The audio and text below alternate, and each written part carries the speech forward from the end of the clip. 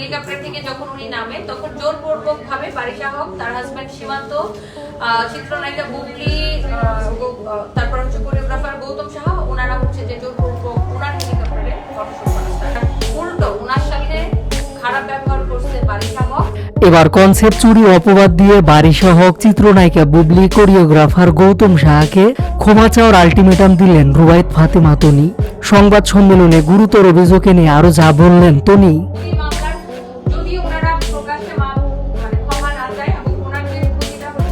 লোরাটা ব্র্যান্ডের campaign concept চুরি করে বুবলিকে নিয়ে হেলিকপ্টারে শুটিং করায় বারিশা হকের বিরুদ্ধে অভিযোগ এনেছেন দেশের জনপ্রিয় নারী উদ্যোক্তা তনি এবং মডেল মারিয়া। বারিশা হক যে অপরাধ করেছে আগামী 24 ঘন্টার মধ্যে প্রকাশ্যে ক্ষমা না চাইলে তার বিরুদ্ধে আইনগত ব্যবস্থা নেওয়ার হুমকি দেন তনি এবং মারিয়া। মূলত বারিশা হকের বিরুদ্ধে চুরি এবং প্রতারণার অভিযোগ এনেছেন লোরাটা ব্র্যান্ডের মালিক রোজা আফরোজ, আর তার সঙ্গে সেই প্রতিবাদে যোগ দেন নারী উদ্যোক্তা তনি।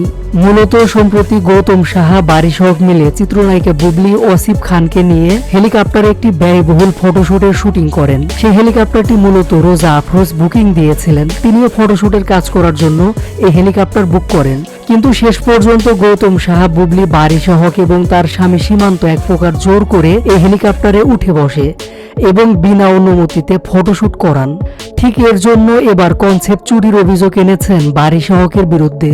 এমনকি রোজা আফরোজ যখন এটা নিয়ে প্রতিবাদ করেন তখন তাকে নাকি অকথ্য ভাষায় গালিগালাজ করা হয়, এমনকি আইনের হুমকি দেয়া হয়।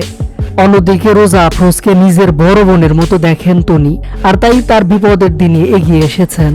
সংবাদ সম্মেলনে রুবায়েত ফাতেমা তনি খুঁটিনাটি সবকিছু বুঝিয়ে বলেন। রুবায়েত ফাতেমা তনি এটা নিয়ে বেশ নিন্দাও জানান। রুবায়েত ফাতেমা তনি দীর্ঘ আলাপকালে তিনি বলেন, ব্যক্তিগতভাবে বারিশার বিরুদ্ধে অভিযোগ নিয়ে আমি এখানে আসিনি, শুধুমাত্র রোজা আফরোজের জন্য আমি এখানে এসেছি।